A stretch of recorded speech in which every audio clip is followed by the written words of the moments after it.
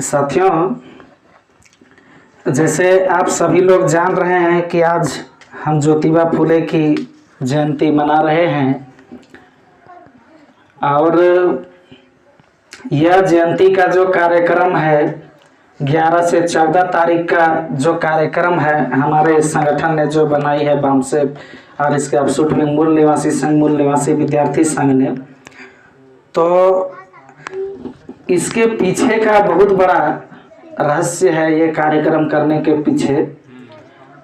चूंकि हम लोग साल भर सिर्फ महापुरुषों की जयंती मनाने में ही लिप्त रहते हैं। जयंती का कार्यक्रम, हमारे महापुरुषों की जयंती का कार्यक्रम जिस दिन होता है उसी दिन हम बड़े जोश के साथ में जयंती मनाते हैं और फिर साल भर चुप हो जाते हैं। लेकिन इस अप्रैल माह में हमारे दो महानतम महापुरुषों की जो जयंती है, राष्ट्रपिता ज्योतिबा फुले और बाबा साहब अम्बेडकर की जयंती, मूल निवासी संघ ने यह प्लान किया है कि इन दोनों की संयुक्त जयंती हम एक मेला के अवसर पर मनाएंगे। पूरे देश भर में जो फुले साहब और बाबा साहब अम्बेडकर की जो जयंती है वो संयुक्त जयंती एक मेला के अवसर पर हम लोग मनाएंगे। और यह जानकर आश्चर्य लगेगा कि आज के ही दिन पूरे भारतवर्ष में मूल निवासी संघ के द्वारा 300 से ऊपर जिलों में इन दोनों महान हस्तियों की संयुक्त जयंती मनाई जा रही है। और यही नहीं साथियों, हमारा दुश्मन भी आज के ही दिन में राष्ट्रपिता ज्योतिबा फुले और इसके बाद बाबा साहब की जयंती मनाने के लिए भी बेताब है। जैसा आपको पता होगा कि बीजेपी एंड कंपनी ने यह घोषणा किया है कि 11 से 19 अप्रैल तक, ये हम कहीं देख रहे थे कि हमारा दुश्मन भी 11 से 19 अप्रैल तक संयुक्त जयंती मनाने का प्रयास कर रहा है। वो अपने एजेंडे में इसको रखा है। हमारे लोगों को लगता होगा कि हमारा दुश्मन जब जयंती मना रहा है महापुरुषों का, फुले साहब का, बाबा साहब का, तो हमें भी उनके साथ में होना चाहिए। लेकिन दुश्मनों के पीछे छुपे हुए मनसे को हमारे लोग समझ पाने में विफल रहे हैं। इसलिए और दूसरी बात यह भी है कि वो हमारी जयंती को जब बामसे पर मूल निवासी संघ ने मनाना शुरू किया, हमारी हर छोटी से बड़ी एक्टिविटी दुश्मन को पता होती है और उसको काउंटर करने के उद्देश्य से ब्राह्मण लोगों ने 11 से 19 अप्रैल तक अपने एजेंडे में फुले साहब और बाबा साहब की संयुक्त जयंती मनाने का भी प्रावधान किया है अपने एजेंडे में। खैर, दुश्मनों की काम है, वो अपने तरीके से जयंती मनाएंगे, लेकिन हमारा जो काम है वो हमारे संगठन के माध्यम से निरंतर करते रहना, ये भी हमारा उद्देश्य में है। साथियों, फुले साहब का जन्म तो उस दरमियान हुआ था जब पूरे देश भर में वर्ण व्यवस्था, जाति व्यवस्था, अस्पृश्यता अपनी चरम सीमा पर थी। और फुले साहब ने 11 अप्रैल उनका जन्म 1827 ईस्वी में होता है और उनकी धर्म पत्नी 1831 में उनका जन्म होता है, माता सावित्रीबाई फुले का। और ये दोनों, माता सावित्रीबाई फुले और बाबा साहब, ये राष्ट्रपिता ज्योतिबा फुले, दोनों सार्वजनिक जीवन में 1848 में प्रवेश करते हैं और 1848 के बाद पूना में उन्होंने 200 से ऊपर प्राथमिक विद्यालय खोलने का भी पहली बार भारत में रिकॉर्ड है, वो राष्ट्रपिता ज्योतिबा फुले और माता सावित्रीबाई फुले का।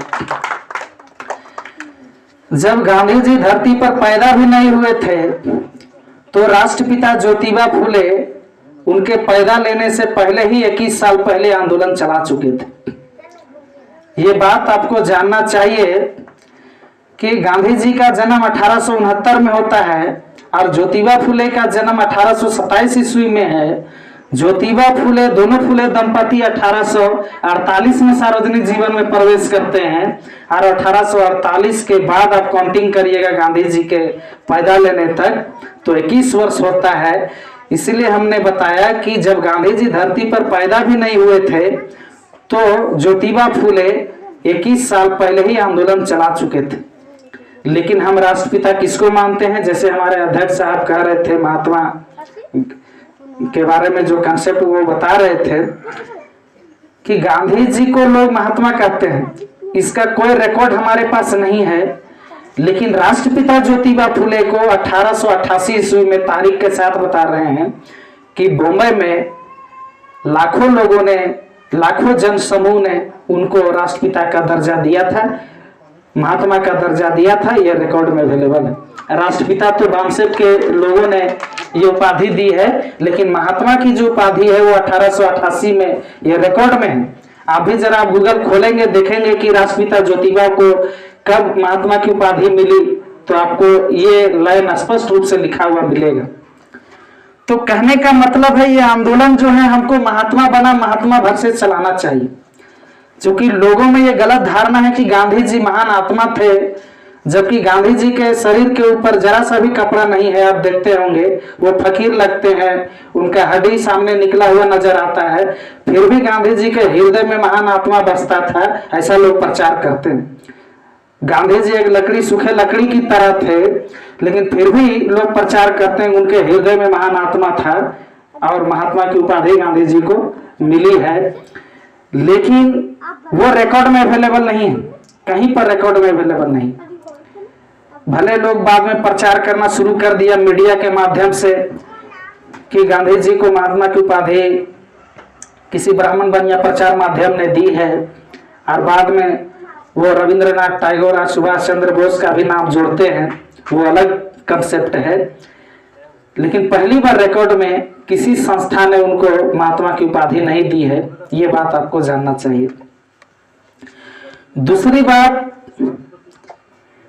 कि फुले साहब और फुले दंपति दोनों आधुनिक भारत में जो क्रमबद्ध और चरणबद्ध मतलब सिस्टमैटिक जो आंदोलन की जो शुरुआत हुई है वो फुले साहब और माता सावित्रीबाई फुले से ही हुई है।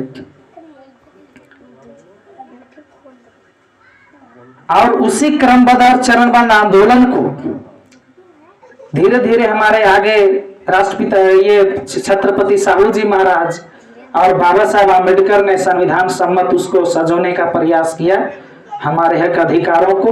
फुले साहब और छत्रपति साहू जी महाराज के आंदोलन को आगे बढ़ाने का जो काम किया है वो बाबा साहब आम्बेडकर ने आगे किया। लेकिन फुले साहब के बारे में और बहुत सारी चीजें जो है कि वो एक समाज सुधारक ही नहीं थे, वो एक महान लेखक भी थे। उनकी पुस्तक है गुलामगिरी, राष्ट्रपिता ज्योतिबा फुले की, किसान का कोड़ा, ऐसी अन्य और सारी बहुत सारी पुस्तकें हैं जिनको हम सभी को पढ़ना चाहिए और पढ़ करके ही हमको उनके आंदोलन को आगे बढ़ाने का प्रयास करते रहना चाहिए। दूसरी बात कि फुले साहब के अंदर फुले साहब जाति माली जाति के थे, जो आज माली जाति ओबीसी कैटेगरी में आती है। ओबीसी यानी शूद्र। लेकिन शूद्र होने के बावजूद भी ज्योतिबा फुले को यह एहसास हुआ था कि इस देश की जो वर्ण व्यवस्था है, जाति व्यवस्था है, अस्पृश्यता है, वो ब्राह्मणों की बनाई हुई व्यवस्था है और उस ब्राह्मणों की व्यवस्था में वो चौथे सोपान पर है, वो चौथे सीढ़ी पर है। और जब तक किसी व्यक्ति को ठेस नहीं पहुंचता है समाज के द्वारा, समाज के व्यक्तियों के द्वारा, तब तक वो व्यक्ति क्रांतिकारी नहीं बनता है। ऐसा ही घटना जो है राष्ट्रपिता ज्योतिबा फुले के साथ होती है कि उनको बारात में उनके ही ब्राह्मण मित्र ने जब उनको बारात में शामिल होने से मना किया तो ज्योतिबा फुले के अंदर में वो चिंगारी कौंधने लगी, उमड़ने लगी कि आखिर मैं इतना पढ़ा लिखा व्यक्ति होने के बावजूद भी मेरे साथ इस तरह की जातीयता की भेदभाव जो हो रही है, और हमारे नीचे सोपान में रहने वाले अति शूद्र लोग हैं जिसको अनुसूचित जाति जनजाति बोला जाता है, उसकी स्थिति तो और हमसे दयनीय है। ये परिघटना के साथ ही ज्योतिबा फुले के अंदर में सामाजिक काम करने का जो आया, ये भावना उनके अंदर में पनपी और तब जाकर के उन्होंने सिस्टमेटिक रूप से पूरे भारत देश में इस आंदोलन को मजबूती प्रदान करने का काम किया। 1873 में सत्य शोधक समाज की उन्होंने स्थापना की। सत्य की खोज करने वाला वो समाज था राष्ट्रपिता ज्योतिबा फुले का, जिसे काउंटर करने के लिए एक ब्राह्मण दयानंद सरस्वती ने 1875 में आर्य समाज की स्थापना की। वो राष्ट्रपिता ज्योतिबा फुले के आंदोलन को काउंटर करने के लिए दयानंद सरस्वती नाम के ब्राह्मण ने 1875 में आर्य सभा की स्थापना की है, ताकि हमारे फुले साहब के द्वारा जो आंदोलन चलाए जा रहे थे शूद्र अति शूद्रों के लिए, उस आंदोलन को काउंटर किया जा सके। साथियों, मैं अंतिम में इतना ये जरूर बताना चाहता हूं कि राष्ट्रपिता के बारे में बाबा साहब आम्बेडकर के सामने जब उनके चेला लोग, जब उनके अनुयायी बाबा साहब के सामने जब प्रश्न करते हैं एक बार कि बाबा साहब आम्बेडकर, आप तो फुले साहब को अपना सामाजिक गुरु मानते हैं, आप तो यूनिवर्सिटी की डिग्री में भी काफी उनसे ऊपर हैं, लेकिन फिर भी आप उनको अपना गुरु, राष्ट्रपिता ज्योतिबा फुले को अपना गुरु क्यों मानते हैं? तो बाबा साहब आम्बेडकर उनको जवाब देते हैं अपने अनुयायी लोगों को कि हमें तो यूनिवर्सिटी ने डिग्री दी है, लेकिन ज्योतिबा फुले को समाज ने डिग्री दी है, इसलिए यूनिवर्सिटी की डिग्री से बढ़कर समाज की डिग्री है। जैसे हमारे अध्यक्ष साहब भी कह रहे थे कि वो 8वीं पास थे ज्योतिबा फुले, तो आप सोच सकते हैं कि 8वीं पास व्यक्ति को की आज हम जयंती मना रहे हैं, उस समय की स्थिति में कितना व्यापक आंदोलन चलाया होगा कि आज हम उनकी जयंती मनाने के लिए विवश हैं। लेकिन आजकल के पढ़े लिखे पीएचडी रिसर्च स्कॉलर लोग, एलएलडी 12 लोग किए हुए लोग, डिलीट किए हुए लोगों की क्या आज कोई जयंती मना रहे हैं? कोई गांव में वो नौकरी करता है, शादी विवाह करता है, मर जाता है, लेकिन मरने तक भी उसको कुत्ता भी नहीं पूछता है। ऐसी स्थिति है समाज में। लेकिन ऐसे वो महापुरुष की जयंती आज हम मना रहे हैं जो मात्र 8वीं पास थे, और बाबा साहब आम्बेडकर उनको सामाजिक गुरु मानते हैं। ये सोचने वाली बात है कि उस समय की विषम परिस्थिति में जब वो इतने बड़े रूप में आंदोलन चला सकते हैं, तो आज हमारे पास उनके आंदोलन की वजह से सारे साधन और संसाधन हमारे पास हैं। सारे साधन और संसाधन हमारे पास हैं कि हमारे पास मोबाइल है। आज मोबाइल से अमेरिका और जापान हम फोन कर सकते हैं, वहां का हाल समाचार हम ले सकते हैं, वहां की कल्चर को हम देख सकते हैं। इतना टेक्नोलॉजी आज डेवलप हो गया है, लेकिन फिर भी आज हम अगर डिलीट भी कर रहे हैं और हमको कुत्ता भी नहीं पूछ रहा है, तो ये सोचने वाली बात है कि हम कहाँ हैं।